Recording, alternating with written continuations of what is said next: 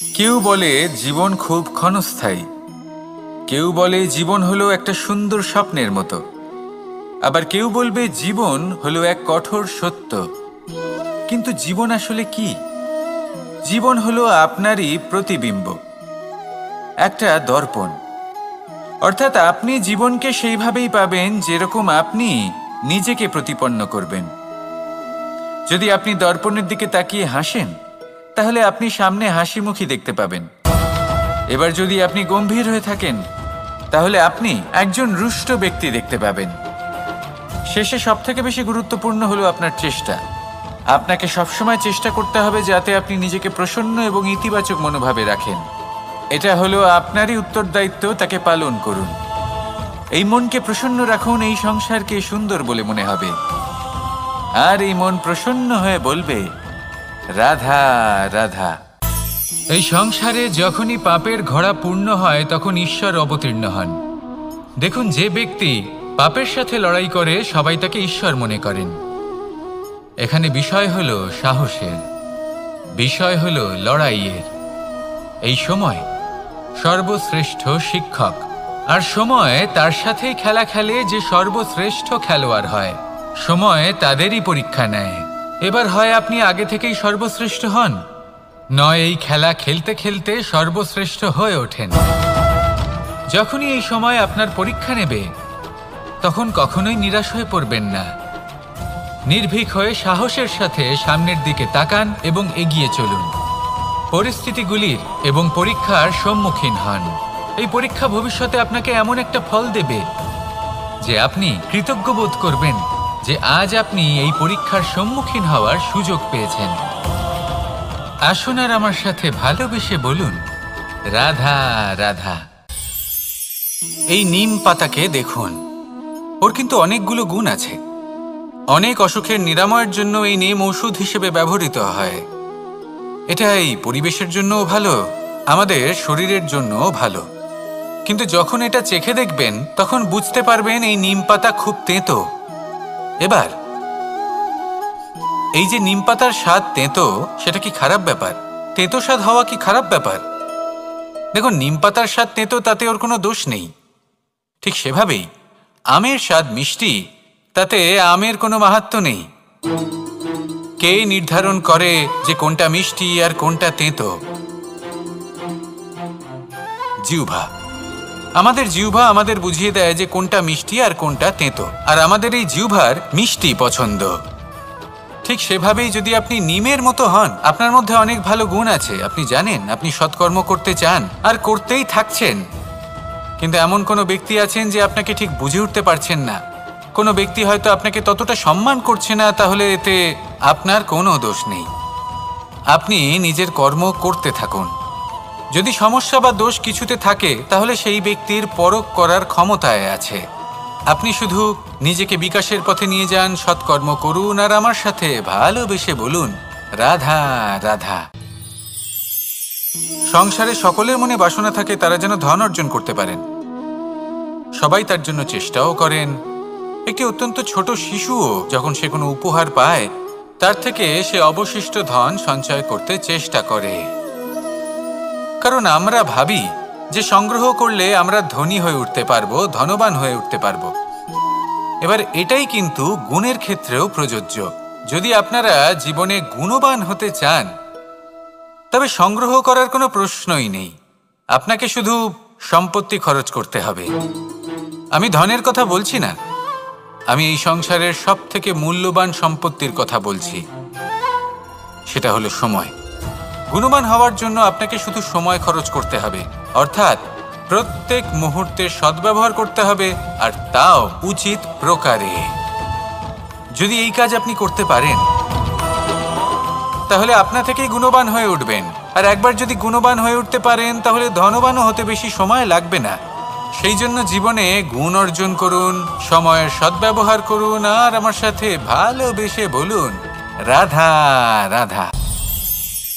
সবাই বলেন, যদি সংসারে কিছু জয় করতে চাও, তাহলে নিজেকেই পথপ্রদর্শক হতে হবে। এই সংসারকে যদি প্রকাশমান করতে চাও, তাহলে প্রদীপের মতো তোমাকেও জ্বলতে হবে। এই কথা অত্যন্ত শ্রেষ্ঠ, কিন্তু প্রদীপের মতো জ্বলার পূর্বে কিছু সাবধানতা অবলম্বন করা প্রয়োজনীয়। কিভাবে? ভেবে দেখুন, চারিদিকে অন্ধকার, আমার প্রকাশের প্রয়োজন। সেই ক্ষেত্রে যদি আমি একটি দীপক প্রজ্বলিত করি তাহলে চারদিক প্রকাশমান হবে, আমার ভালো লাগবে। কিন্তু ধরুন মাথার উপর কড়া রোদ আর তার মাঝে আমি একটি প্রদীপ জ্বালাতে শুরু করলাম, তখন কি হবে? আমি নিজেই বুঝতে পারবো যে আমি মূর্খামি করছি। মাটির প্রদীপ, তেল, প্রচেষ্টা, সময়, এই সব কিছু নষ্ট করছি। সেই জন্য মনে রাখবেন, জীবনে পরিশ্রম করা প্রয়োজনীয়, কিন্তু পরিশ্রম কোথায় করতে হবে, কতটা করতে হবে, সেটা মাথায় রাখা আরও প্রয়োজনীয়। আসুন আমার সাথে ভালোবেসে বলুন, রাধা রাধা। ক্ষমা একটা অত্যন্ত সুন্দর শব্দ, আমার খুব প্রিয় শব্দ। কিন্তু এই ক্ষমা কখন আর কিভাবে প্রয়োগ করতে হবে সেটা বোঝা প্রয়োজনীয়। এক, যদি আপনি কোনো অন্যায় করেন আর ক্ষমা না চান, ক্ষমা প্রার্থনা না করেন, ক্ষমা চাওয়া থেকে এড়িয়ে যান, তাহলে তাতে আপনারই ক্ষতি হবে। কিভাবে? ক্ষমা না চাইলে মনের মধ্যে অহংকার জাগ্রত হয়, আর অহংকার তো প্রকৃত অর্থে আমাদের ক্ষতিই করে।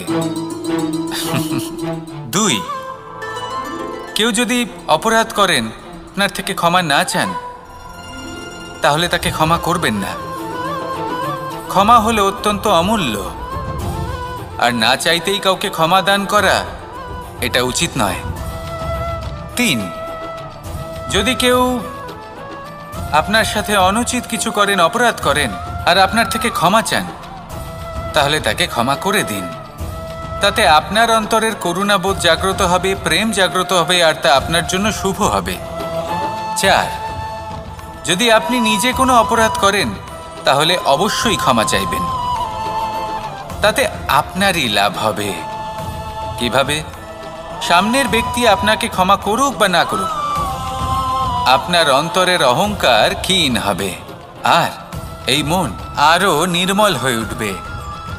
এই ক্ষমা অত্যন্ত অমূল্য, ভেবেচিন্তে একে ব্যবহার করুন, আর আমার সাথে ভালোবেসে বলুন, রাধা রাধা। আমি এখানে একা এই বনে বসে আছি, বাঁশি বাজাচ্ছি। কার জন্য? কে আছেন এখানে? কেউ নেই।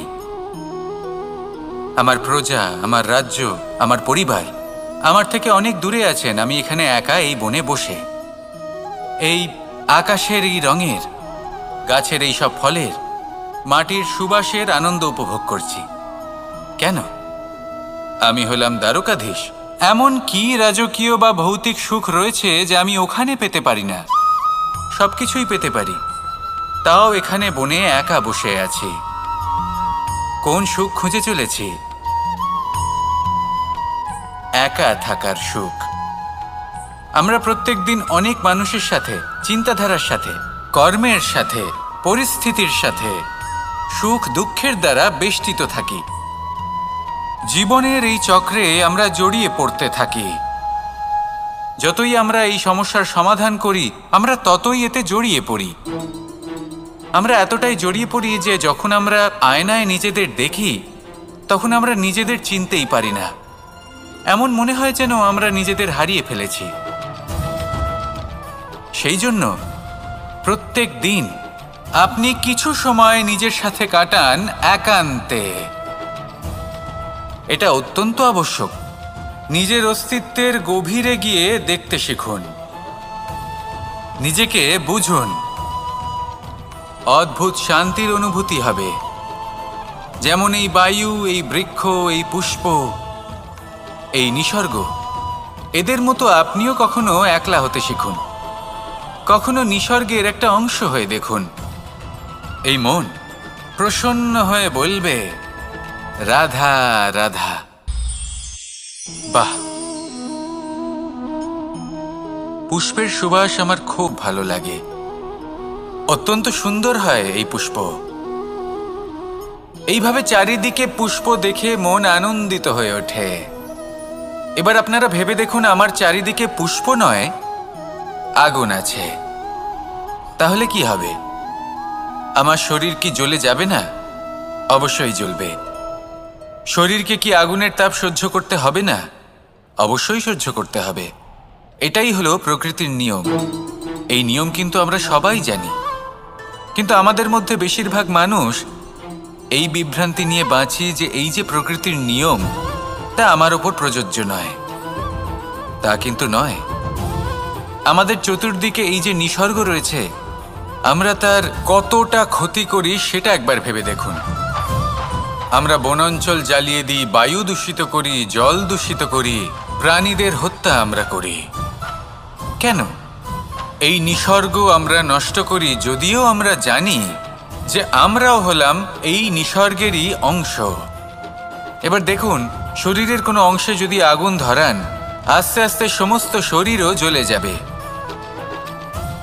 সেইভাবেই নিসর্গ যদি নষ্ট হয়ে যায়, তাহলে মনুষ্য জাতিও নষ্ট হয়ে যাবে।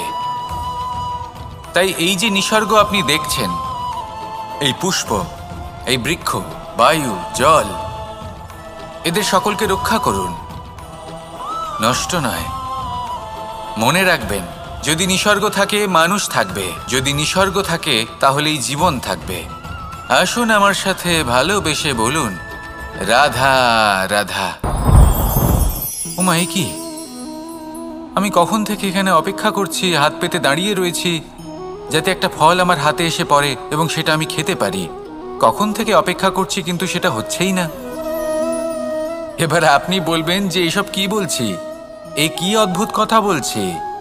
যদি ফল খেতে হয় তাহলে আমাকে বৃক্ষে চড়তে হবে, ফলের কাছে পৌঁছতে হবে, তবেই তো ফল পাবো। এবার এটা অত্যন্ত সহজ ব্যাপার, কিন্তু এই বিষয়টা আপনি নিজের জীবনের প্রসঙ্গে ভেবে দেখুন। লক্ষ্য কোথায় আছে আপনি জানেন, সেই লক্ষ্যে পৌঁছানোর পথ কি সেটাও আপনি জানেন, সেই পথে চলার ক্ষমতাও আপনার রয়েছে, কিন্তু তাও আপনি নিজের লক্ষ্য লাভ করতে পারছেন না। কেন? কারণ আপনি অপেক্ষা করছেন যে লক্ষ্য আপনার সামনে চলে আসবে, কিন্তু তা হয় না। লক্ষ্য সে যাই হোক না কেন, ধন হোক, প্রেম হোক, কোনো সম্মান হোক বা মোক্ষ হোক, যদি আপনি তার দিকে অগ্রসর না হন তাহলে ফল প্রাপ্তি অসম্ভব ব্যাপার, তা কোনোদিনই হবে না। সেই জন্য আপনার চোখের সামনে আপনি যদি নিজের লক্ষ্যকে দেখতে পান, তাহলে উঠুন এবং সেই দিকে অগ্রসর হতে শুরু করুন।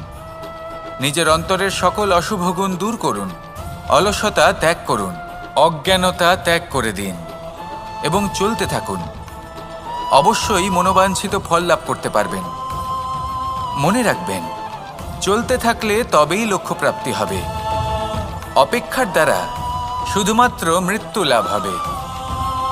আসুন আমার সাথে ভালোবেসে বলুন, রাধা রাধা। আমি দ্বারকাধীশ এবং আমার সভাতে বিভিন্ন সময় বিভিন্ন ধরনের মানুষ আসেন, নিজেদের দাবি নিয়ে, নিজেদের ইচ্ছে নিয়ে।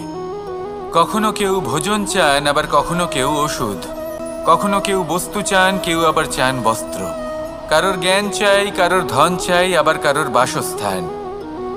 অনেক সময় আমি এই অনুরোধ, এই ইচ্ছে পূর্ণ করি না। এবার আপনি এটা ভাবতেই পারেন যে কৃষ্ণ তো তাহলে লোভী, ওর কাছে তো সবকিছুই রয়েছে, তারপরেও সে নিজের প্রজার ইচ্ছে পূর্ণ করে না, তাদের সমস্যাগুলি বুঝতে পারে না, তাদের সুখ স্বাচ্ছন্দ্য প্রদান করে না। আসল সত্য হলো এটাই যে কোনো সবল ব্যক্তি, যে কোনো গৃহস্থ ব্যক্তি যে কাজ করতে সক্ষম, তার পরিশ্রম দ্বারাই নিজের প্রয়োজনগুলি এবং ইচ্ছেগুলি পূরণ করা উচিত। এটা অত্যন্ত প্রয়োজনীয়। আর এগুলো তিনি করতে পারেন শিল্প, ব্যবসা, আচরণ অথবা জ্ঞানের ভিত্তিতে।